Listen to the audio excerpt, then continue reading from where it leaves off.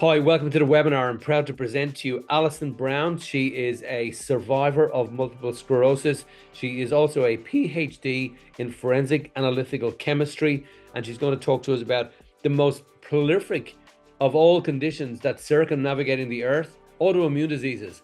Autoimmune diseases are on the increase. But before we get into all of the things that matter, let me just explain a little bit about Allyson to you if I could.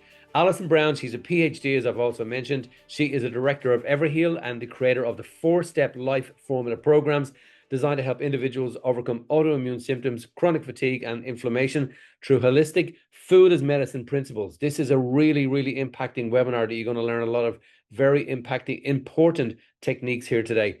Through deep research and guidance from functional medicine experts worldwide, Allyson discovered the profound healing power of food and its connection to gut health, inflammation, and autoimmunity. But by changing her diet and her lifestyle, she reversed many of these symptoms and regained her quality of life. That's what you're going to learn today. Determined to help others do the same, Allyson developed her Life Formula program, a practical science-based system that guides people to create sustainable habits, shift their mindset, and reduce chronic symptoms through holistic food as medicine principles. Her programs have empowered people around the world to overcome fatigue, lose stubborn weight, that weight that you just cannot get rid of. We all get it. We all suffer with that. And to reclaim her energy. So I'm sure where you are, you've got hands. Please put your hands together for Allyson Brown. Allyson, welcome. Hello, how are you, Ray? I'm doing really good. Welcome along today. Some really important things that you're going to be sharing with people. As a survivor of multiple sclerosis, which is an autoimmune disease, can you just in a short, simple term, there's lots of people out there, people listening to these recordings, and they want to know, what is an autoimmune disease? We hear that term being thrown around very loosely. Allyson, what's an autoimmune disease and what is the long-term most negative impact of an autoimmune disease on the human body? Just explain that, because people out there are just mums, their dads, they're driving their car, they're cleaning, cooking, washing, whatever. They don't really get that. Explain that for the unknown person. Thank you, Ray. Honestly, autoimmune disease is on the rise, as you mentioned.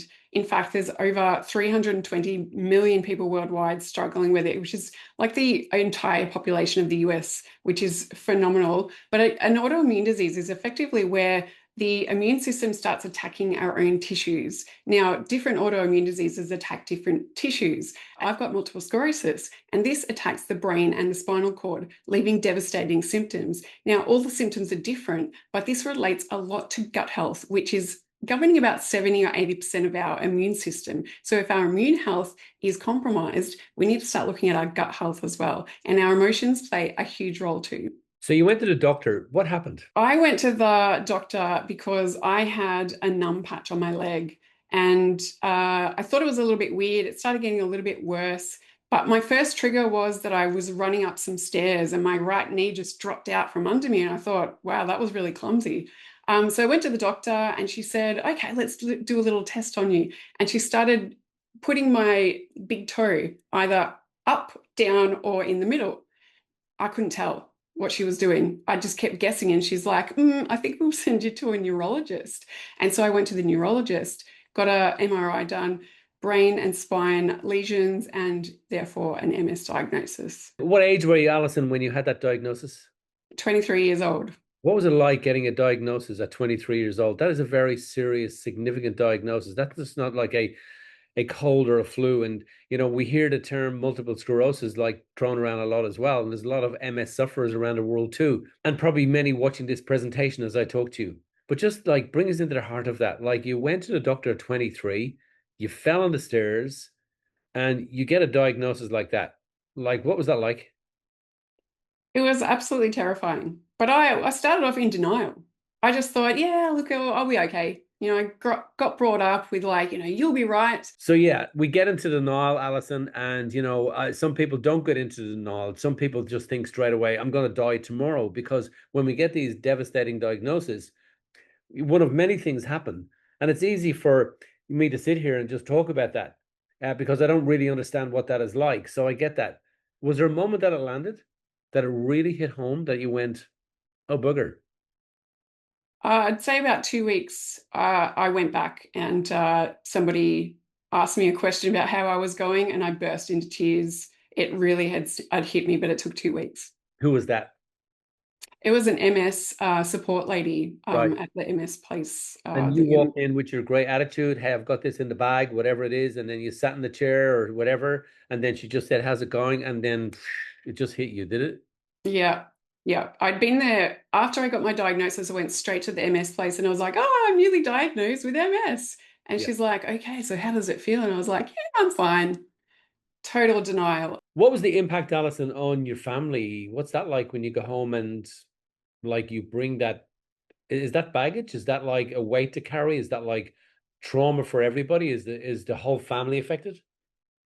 I know that people cried when I was diagnosed. I know that. But I think just that sort of you'll be right kind of attitude was just what my family was all about. So it didn't strike me as being something that weighed them down because I had such a positive attitude about it. So you kept the vibe going in the tribe. Yeah, I think that's the weight that you carry is trying to keep everybody else positive whilst they're worrying about you. You might as well just stay positive and then everyone's positive. So you carry the burden, carry the weight of trying to make sure that nobody else suffers because of your diagnosis. Is this where Everhill came from? It is where Everhill came from, yes. Okay. You've got a chart to show us. I'd love to see it. Let's have a look. So in 2005, I was diagnosed with MS during the second year of my PhD research. It was stressful, it was high emotion, my diet was terrible. And over the years, I was on disease modifying therapies, had 20 relapses despite being on disease modifying therapies. 2013 was the biggest one because I lost my ability to be able to walk. I underwent steroids and plasmapheresis, but nothing really helped until a colleague at work suggested to do a diet change. And so reluctantly I did, and health got better. But I fell back into my old habits. And in 2018, I had a crippling relapse where I had brain fog, fatigue, depression, anxiety. I felt stuck, hopeless. I'd hit absolute rock bottom. But a little voice inside me said, maybe you should try the diet again. So I did. And 3 months later, I started thinking clearly. I had weight loss, surge of energy, and renewed feeling for love of life again. So I started researching the links between diet and inflammation and autoimmunity. And that's when I created Everheal. Now, this is what I love. This is the stuff I love right here, Alison. So let's go. I want you to do that chart that you done for me earlier. I want you to bring that chart up and I want you to show me this revolving cycle of autoimmune diseases. So, Ray, let me talk through how people get stuck in these cycles, and I'll walk you through it on the whiteboard. So, I talk about it as being your belief system or your BS, because sometimes it kind of is. And your beliefs are created by a bunch of different things that work together. Now, let me talk you through it. So, your beliefs lead to thoughts. So, you think certain things. Let's say you believe that your autoimmune disease is genetic. So, this is what you think. You think that it's actually genetic. You probably start to feel that it's maybe not your fault. Maybe you think that it's just your DNA. That probably means that you'll take actions that relate to it not being your fault. And sometimes this is inaction. So if you don't think it's your fault, you might think that there's nothing you can do about it, so you don't take any action. This leads to a result. Now, this result will be a combination of your thoughts, your feelings, your actions that lead to that result, which causes your belief. So if you believe that you're stuck with MS, you're stuck with Crohn's disease, you're stuck with autoimmunity for the rest of your life, your actions will actually dictate that. Now, let me explain it a different way. And this is coming from somebody who was addicted to sugar and junk food for 30 years. So let's talk about sugar addiction. First thing is we eat sugar. We have those Tim Tams, they taste delicious. It gives us a hit of dopamine, which is why we start to feel good. Then our blood sugar goes too high. And what happens as a result of that is that we release insulin to lower our blood sugar levels down. Now, our blood sugar levels drop, but they go too far. This leads to a feeling of a crash. And we start to crave again. And then we start to go, Oh, I just need that second Tim Tam, that third Tim Tam. And the cycle goes round and round. And the other part is that because we've had the insulin released, this is going to store as fat as well, which is obviously one of the known side effects of having too much sugar. But when we get stuck, we get trapped in this cycle. So this creates inflammatory cytokines that lead to inflammation. And as we know, autoimmunity is an inflammatory disease. Thank you, Alison. So, Alison, is autoimmune disease, for everybody watching, is autoimmune disease a genetic condition? Yes or no? No, it is not. So there's no gene for autoimmune diseases. Correct. But then we create this with our internal environment. Is that right? Our internal and our external environment. Right. So we take something from the external environment, which could be stress or which could be just bad food, and we're consuming this, and it infects literally the internal environment. And then all of a sudden we have this inflammation going on throughout the body, and we have our diagnosis. Is that the way it works in essence? That is it. Alison, it all makes sense. But again, we got people watching at home and they're just carpenters, plumbers, office workers, whatever. Like the biggest challenge I find in the work that I do is getting people to commit, getting people to say, you know what, I'm going to try something different.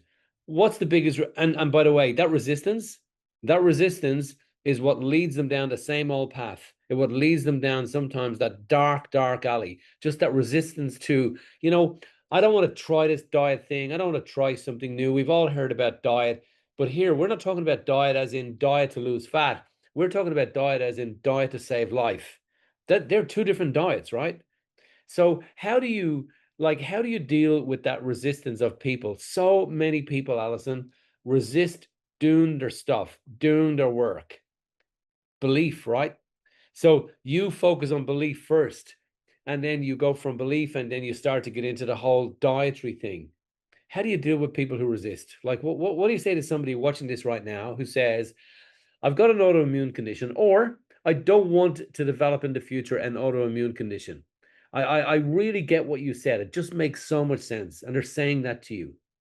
What would you say to that person right now who just does that usual internal ridiculous resistance? What would you say to them? I would say that whether you think you can do the diet or whether you don't think you can do the diet, you're absolutely right. Because if your belief is stuck in, nope, I can't do it, I can't change, I'm no good at this, I'm just addicted to sugar, I've just got this for the rest of my life, that's where you'll stay because that's part of your belief system. Whereas if you just take a chance, make your why, make your real reason for doing this bigger than your excuses. Take a chance on something new because if you keep doing the same thing, if you keep thinking the same thoughts, taking the same actions, feeling the same feelings, you get the same result. I, So you've got to try something new. look, it brings me back to my story. 19 years of age, sitting in a castle with this guy. He was profoundly well known. He was really successful. He said to me one night, sitting on his couch, just randomly came out and said, Ray, I'm going to give you an opportunity. Don't say no. Do not walk out that door and go home. And I said, what's the opportunity? He said, I'm not even going to tell you. I'm just going to get you to trust me. Just come with me and trust me for my life. He said, leave everything that you're doing in your life. Leave it all. Leave it all behind. I didn't even know why I said yes. I just said yes. Most people, Alison, would have said no. So your role then, and why you're here, I would take it as part of Everheal, is to teach people to change that belief. Because if they change the belief, they'll change the diet. Like if I say to somebody, you want to die tomorrow, unless you get off that sugar and don't eat any Tim Tams tonight, and you say to me, Ray, I've been eating Tim Tams every night for 30 years. I can't go to bed without a Tim Tam. And I say, fine, how are you going to go tonight? You're going to go to bed without a Tim Tam? And you say, no, I'm going to go to bed with my Tim Tam. And I say, fine, here's the deal. God has said, if you eat one more Tim Tam tonight, your body's going to break down. You're going to be dead by 6 o'clock tomorrow morning, and everything's over. It's all finished. Now you're going to go to bed without a Tim Tam. You're going to say, well, Ray, if I know for certain that that is my path, I'm not taking the Tim Tam. And they don't take the Tim Tam, right? Because they changed their belief. So I understand the profoundness of your work.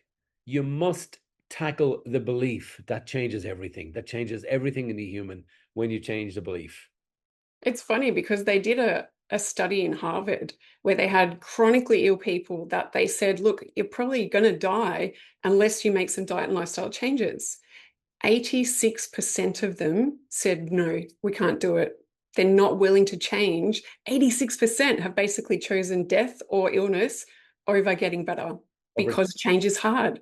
Change, your survival brain is saying, change, what are you talking about? That might kill us. Let's just stay the course. Let's just say what we've been doing. Even if it's a job and a life that you hate, it will keep you stuck in the known. Yeah, but isn't that like where you and I need, like we've been through our dark days. And isn't that where we need somebody to say, I'm going to hold your hand, I'm going to carry you through this. That's why we have practitioners. That's why we go see people, because we know the answer. We actually don't need to go see anybody at all. We know the answer. What we need is we need someone to change a belief and to keep us on track, to help us live long, to challenge that, and to keep us accountable. And that is the change. That for me, Allyson, was the change. I've gone to In fact, I've got a 4-step easy support process. So education, which obviously as Think and Grow Education knows all about it. It's about educating the people. It's about holding them accountable in a gentle, supportive way and supporting them. That's the S. And the last one is you, the person watching this. You've got to be willing to take the steps, because Ray and I can show you the door, but we can't wave a magic wand and say, wellness, wellness, wellness. It just doesn't work that way. So you've got to be willing to put in the yards and just take a chance. Take that first step. Yeah, you got to be willing to live. That's it. You got to be willing to live. And it comes down to the stage whereby, Allyson, no one's going to come and save us. We got to do it ourselves. We make that call. We make that choice. So here, Allyson, is where your life skills, your experience with autoimmune disease, how you kind of overcame that yourself, the steps that you had to take, what you've built, what you've learned from all of that, combined with your PhD in forensic analytical chemistry, and bring all of that together. And Allyson, I'm very, very grateful on behalf of all of those people now who are going to work with you. And my words to anybody watching this is this: don't go home. Do your work, get involved, get your accountability person, get somebody on board, get somebody driving you, encouraging you, teaching you, being part of you, and get Allyson and check Allyson's work out and just see what it will bring to you.